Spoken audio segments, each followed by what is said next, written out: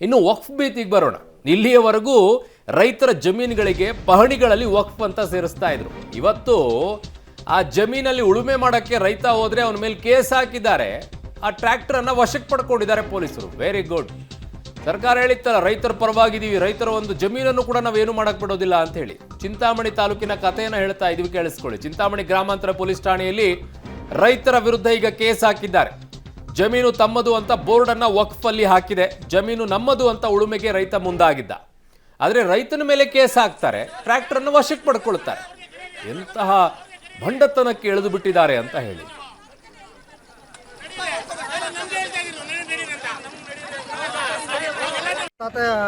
ತಾತರ 4 ತಲೆಮಾರೆಯಿಂದ ನಾವೇ ಪೊಸಿಷನಲ್ಲಿ ನಾವೇ ಉಳ್ತಾ ಇದ್ದೀವಿ.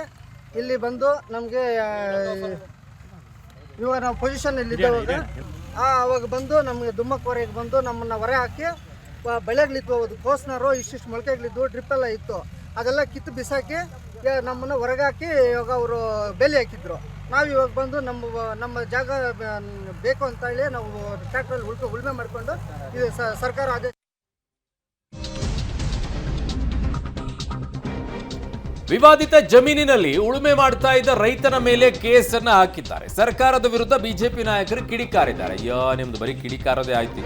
ರೈತ ವಿರೋಧಿ ಸರ್ಕಾರ ಅಂತ ಧಿಕ್ಕಾರ ಹಾಕಿದ್ದಾರೆ. ಅನ್ನ ಹಾಕುವ ಕೈಗಳಿಗೆ ಕೋಳ ತೊಡಿಸುವ ಸರ್ಕಾರ ಇದು ಅಂತ ಕಿಡಿಕಾರಿ ಮಾತನಾಡಿದ್ದಾರೆ.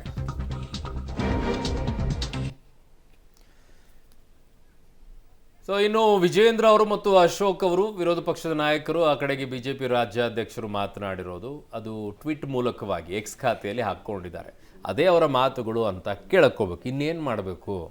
ಆಚೆ ಬಂದು ನಿಂತ್ಕೊಂಡು ಮಾತಾಡೋಕ್ಕೆ ಆಗಲ್ಲ. ಈಗ ಅವರಿಗೆ ಏನು ಮಾಡೋದಿದೆ ವಿಚಾರದಲ್ಲಿ? ಎಕ್ಸ್ ಖಾತೆಯಲ್ಲಿ ಪೋಸ್ಟ್ ಹಾಕ್ಕೊಂಡು ಕೂತ್ಕೊಂಡಿದ್ದಾರೆ. ಬಟ್ ಈ ಮಟ್ಟಕ್ಕೆ ಇಳಿಯುತ್ತೆ ಅಂತ ಅಂದ್ಕೊಳ್ತಾ ಇರಲಿಲ್ಲ ಇದನ್ನು ವಕ್ಫ್ ವಿಚಾರದಲ್ಲಿ. ಇನ್ನೂ ಎಷ್ಟು ಜನ, ಬಟ್ ಜನ ತಲೆ ಕೆಡಿಸ್ಕೋಬಾರ್ದು. 5 ಗ್ಯಾರಂಟಿ ಕೊಟ್ಟಿಲ್ವಾ? ಜಮೀನು ಹಂಗೆಲ್ಲ ಅನ್ಕೊಳ್ಬಾರ್ದು. 5 ಗ್ಯಾರಂಟಿ ಕೊಟ್ಟ ಮೇಲೆ ಇದಕ್ಕೆಲ್ಲ ತಲೆ ಕೆಡಿಸ್ಕೊಳ್ಬಾರ್ದು. ಅದಕ್ಕೆ ಹ್ಞೂ ಅಂತ ಹೇಳ್ತಾ ಇರಬೇಕು. ತಲೆ ಕೆಡಿಸ್ಕೋಬೇಡಿ. ನಾಳೆ ಮನೆಗೂ ಬರುತ್ತೆ, ಅಲ್ಲಿವರೆಗೂ ಕಾಯಿರಿ.